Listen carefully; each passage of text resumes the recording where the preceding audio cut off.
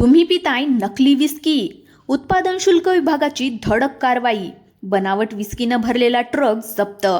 तुम्ही सुद्धा विस्कीचे शौकीन आहात का? कारण तुम्ही पीत असलेली विस्की बनावट असू शकते। कारण सध्या राज्यामध्ये बनावट विस्कीच्या ट्रकचे ट्रक येत असल्याचं उघड झालंय। असाच प्रकार सोलापूर जिल्ह्यातील माळशिरसमध्ये समोर आलाय। गुप्त माहितीच्या आधारे राज्य उत्पादन शुल्क विभागाच्या माळशिरस पथकानं साळमुख चौकामध्ये सापळा रचला होता। यावेळी सांगोला मार्गे धुळ्याकडे जाणारा एक संशयित ट्रक आढळून त्याची तपासणी करण्यात आली। तपासणी दरम्यान ट्रकमध्ये मोठ्या प्रमाणामध्ये विदेशी मद्याच्या बाटल्या आढळून आल्या। उत्पादन शुल्क विभागाच्या अधिकाऱ्यांनी तात्काळ ट्रकसह संपूर्ण मुद्देमाल जप्त केला। आपल्या रेग्युलर कारवाया सुरूच आहेत की पुणे विषारी दुर्घटनेच्या पार्श्वभूमीवर सोलापूर एक्साईज ऑपरेशन समन्वय राबत आहे। आतापर्यंत सोलापूर एक्साईज मधील सर्वात मोठी कारवाई आहे। सध्या तरी आता आरोपींना कोर्टामध्ये हजर केलं जाईल व पोलीस कस्टडी मिळण्यासाठी प्रयत्न केला जाईल। आणि निश्चितच की जिथून निर्मिती झाली किंवा जे लोक आपल्या जिल्ह्यातील सामील असतील त्याच्यावर कठोरपणे कारवाई करण्यात येईल। या प्रकरणामध्ये 2 जणांना ताब्यात घेण्यात आलं असून त्यांची कसून चौकशी सुरू आहे। ही दारू नेमकी कुठून आणण्यात आली होती आणि ती कुठे पोहोचवली जाणार होती याचा तपास राज्य उत्पादन शुल्क विभागाकडून करण्यात येतोय। खरं तर गेल्याच महिन्यामध्ये पुणे आणि पिंपरी चिंचवडमध्ये विषारू दारू प्रकरणामुळे 18 जणांचा मृत्यू झालाय। त्यामुळे बनावट दारू विरोधात राज्यभर धडक मोहिमा राबवत कठोर कारवाईची गरज आहे। मित्रांनो, तुम्ही पिताय ती विस्की नकली तर नाही ना? कारण सध्या राज्यामध्ये बनावट विस्कीचे ट्रक जप्त केले जात आहेत। सोलापूर जिल्ह्यातील माळशिरसमध्ये राज्य उत्पादन शुल्क विभागाने सर्वात मोठी कारवाई करत बनावट विस्कीने भरलेला ट्रक जप्त केलाय। पुणे विषारी दारू दुर्घटनेच्या पार्श्वभूमीवर सध्या संपूर्ण राज्यामध्ये ही धडक मोहीम राबवली जात आहे। मित्रांनो, कडक शिस्त आणि तडफदार निर्णयांसाठी ओळखले जाणारे IAS अधिकारी तुकाराम मुंढे सध्या पुन्हा एकदा प्रचंड चर्चेमध्ये आले आहेत। राज्याच्या अन्न व औषध प्रशासनाचे FDA आयुक्तपद हाती घेताच त्यांनी भेसळखोर आणि बेकायदेशीर धंदे करणाऱ्यांचे कंबरडे मोडायला सुरुवात केली आहे। पण नुकतीच त्यांनी दारू माफियांच्या विरोधात एक अशी मोठी मोहीम उघडली आहे ज्याने अवैध दारू विक्रेत्यांचे धाबे दणाणले आहेत। तुकाराम मुंढेंनी नेमकी काय कारवाई केली आणि हा दारूबंदीचा किंवा अवैध दारू विरोधाचा पॅटर्न नेमका काय आहे हेच आज आपण या व्हिडिओच्या माध्यमातून जाणून घेणार आहोत। मित्रांनो, अन्न व औषध प्रशासनाचा ताबा घेतल्यापासून तुकाराम मुंढे ॲक्शन मोडमध्ये आले आहेत। त्यांनी राज्यातील बनावट आणि बेकायदेशीर दारू निर्मिती करणाऱ्या कारखान्यांवर थेट धाडी टाकण्याचे आदेश दिले आहेत। मुंबईच्या घाटकोपर परिसरासह राज्यातील अनेक भागांमध्ये बनावट दारूचे कारखाने उद्ध्वस्त करण्यामध्ये आले आहेत। केवळ अवैध दारूच नाही तर नामांकित कंपन्यांच्या नावाखाली विकली जाणारी बनावट दारू, त्यात वापरले जाणारे घातक फ्लेवर्स आणि अन्न सुरक्षेचे नियम पायदळी तुडवणाऱ्या ढाब्यांवरही आणि हॉटेल्सवरही मुंढेंच्या पथकाने थेट टाळे ठोकले आहेत। कोट्यवधी रुपयांचा बनावट दारूसाठा जप्त करून गुटखा आणि दारू माफियांना त्यांनी स्पष्ट इशारा दिलाय की नियम मोडाल तर थेट जेलवारी होईल।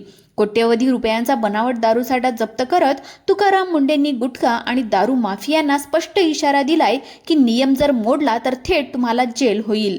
आणि ग्रामीण भागामध्ये आणि शहरांच्या बाहेर असणाऱ्या ढाब्यावर चालणाऱ्या छुप्या दारू विक्रीवर या कारवाईमुळे मोठा आळा बसलेला आहे। लोकांच्या आरोग्याशी खेळणाऱ्या या रॅकेटचा पर्दाफाश केल्यामुळे सामान्य जनता आणि विशेषतः महिला वर्गाकडून या धडक मोहिमेचे जोरदार स्वागत केले जात आहे। मित्रांनो, तुकाराम मुंढे ज्या ठिकाणी असतात तिथे नियम तर पाळलेच पाहिजेत हा त्यांचा बाणा असतो। ग्रामीण भागामध्ये आणि शहरांच्या आउटस्कर्टला असणाऱ्या ढाब्यावर छुप्या पद्धतीने चालणाऱ्या दारू विक्रीवर या कारवाईमुळे सर्वात मोठा आळा बसलाय। आरोग्याशी खेळणाऱ्या बनावट दारूचे रॅकेट उद्ध्वस्त झाल्यामुळे सामान्य जनता आणि विशेषतः महिला वर्गाकडून या धडक मोहिमेचं स्वागत केलं जात आहे। कायदा सगळ्यांसाठी सारखाच हाच संदेश तुकाराम मुंढेंनी आपल्या कृतीतून पुन्हा एकदा दाखवून दिलाय। तुम्हाला मुंढेच्या या धडक कारवाईबद्दल काय वाटते कमेंट करून नक्की सांगा। तसेच त्यानंतर छत्रपती संभाजीनगरमधून सर्वात मोठी बातमी समोर येत आहे। FDAने मोठी कारवाई केलेली आहे। 2.93 कोटींचं खाद्यतेल साठा जप्त केलाय आणि बागारिया ॲग्रो प्रोडक्ट्स तसेच बागारिया व्हेजिटेबल प्रोडक्ट्स वरती धाड टाकलेली आहे। हे दोन्ही कंपन्यांचे परवाने तात्काळ निलंबित करण्यात आले आहेत। पुनर्वापर केलेल्या टीनमध्ये खाद्यतेलाचं रिपॅकिंग अत्यंत अस्वच्छ वातावरणामध्ये सुरू होतं. हा सगळा कारभार आणि त्यानंतर तेलाचा हा मोठा साठा होता. धूळ आणि गंजाने माखलेली यंत्रसामग्री आहे आणि क्रॉस कॅन्टिमिशनचा मोठा धोका उघड झालेला आहे. फूड ग्रेड प्रमाणपत्र आणि इन हाऊस लॅब आणि तांत्रिक अधिकारी हा नव्हता. FDAच्या तपासणीमध्ये गंभीर त्रुटी आढळल्या आहेत. पाम, सोयाबीन, कपाशी आणि वनस्पती तेलाचा संशयित निकृष्ट साठा हा जप्त करण्यात आलाय. नमुने प्रयोगशाळेमध्ये तपासणीसाठी सुद्धा दाखल करण्यात आलेले आहेत. राज्यामध्ये अन्न आणि औषध प्रशासनाच्या भेसळयुक्त दुग्धजन्य पदार्थावरील कारवाईच्या नंतर छत्रपती संभाजीनगरामध्ये आता खवा आणि पनीरच्या पुरवठ्यावरती देखील परिणाम झालाय. शहरामध्ये दररोज सुमारे 6,000 किलो पनीर आणि 3,000 किलो खव्याची मागणी असते. पूर्वी 240 ते 280 रुपये प्रति किलो मिळणारं पनीर आता 350 ते 370 रुपये प्रति किलो झालंय. तर खव्याचा दर 240 ते 280 रुपयावरून थेट 320 ते 340 रुपये प्रति किलो झालेला आहे.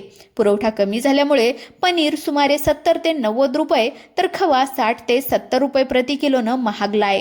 आणि याचा फटका मिठाई, व्यावसायिक हॉटेल, रेस्टॉरंट आणि कॅटरिंग व्यवसायाला बसत असून अनेक ठिकाणी पनीरसाठी या ठिकाणी प्रतीक्षा करावी लागते.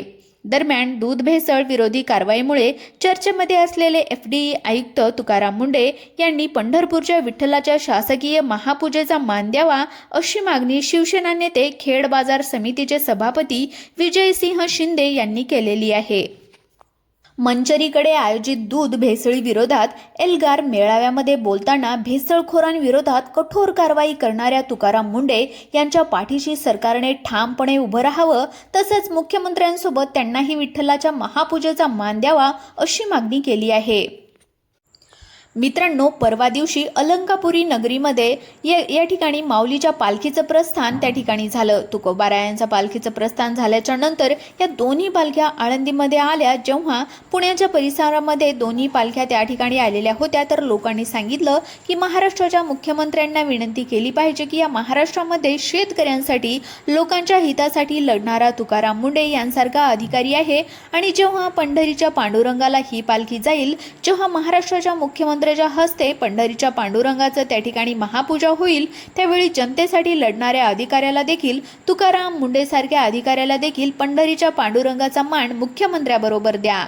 FDAनं दूध खरेदीसाठी लागू केलेल्या नव्या फॅट आणि NSF निकषांमुळे राज्यातील लाखो दूध उत्पादक शेतकऱ्यांवरती संकट ओढावू शकतं अशी चिंता मात्र माजी मंत्री आणि राष्ट्रवादी काँग्रेसचे नेते यांनी व्यक्त केलेली आहे. नव्या नियमानुसार राज्यातील कोणतीही डेअरी 3.2% फॅट आणि 8.3% NSF पेक्षा कमी दर्जाचं दूध खरेदी करू शकणार नाहीत. निकष पूर्ण न करणाऱ्या दूध डेअरींना स्वीकारता येणार नसल्याने दूध संकलनावरती सर्वात मोठा परिणाम होण्याची शक्यता व्यक्त केली जात आहे. कुठल्याही डेअऱ्यांनी जे काही दूध कलेक्शनवाले आहेत त्यांनी फॅट 3.2% आणि NSF 8.3% याच्या खाली दूध खरेदी करायचं नाही. मित्रांनो, या ठिकाणी शेतकरी या दर्जाचं दूध या ठिकाणी घेऊ शकतो का? आदिवासी भागातला दूध उत्पादक शेतकरी या दर्जाचं दूध घालू शकतो का? तुम्ही आहे तर सगळे शेतकरी दूधवाले मग या कंपन्यावर जबाबदारी टाकतील. तर या दर्जाचं दूध नसेल तर तुम्ही त्याची विल्हेवाट लावायची नाही का? तुम्ही ते परत करायचं आणि त्यानंतर दूध जर परत केलं तर मग आपोआप दुधाचं संकलन कमी होईल आणि दुधाचं संकलन एकदा कमी झालं की मग दुधाचे भाव वाढतील, हे मात्र नक्की आहे. तर मित्रांनो, तुकाराम मुंढेबद्दल तुम्हाला काय वाटतं? त्यांच्या ॲक्शनबद्दल काय वाटतं कमेंटच्या माध्यमातून नक्की सांगा. आणि त्यांनी जे काही निर्णय घेतलेले आहेत दारूबंदीचे तसेच भेसळयुक्त दुधाचे, तर याच्याबद्दल तुम्हाला काय वाटतं कमेंटच्या माध्यमातून आम्हाला नक्की कळवा. जर तुम्ही आपल्या यूट्यूब चॅनलवर पहिल्यांदाच आले असाल, नवीन आले असाल तर चॅनलसुद्धा सबस्क्राईब करून घ्या आणि हा व्हिडिओ तुमच्या सर्व नातेवाईकांपर्यंत, मित्रमैत्रिणींपर्यंत शेअर करा. धन्यवाद.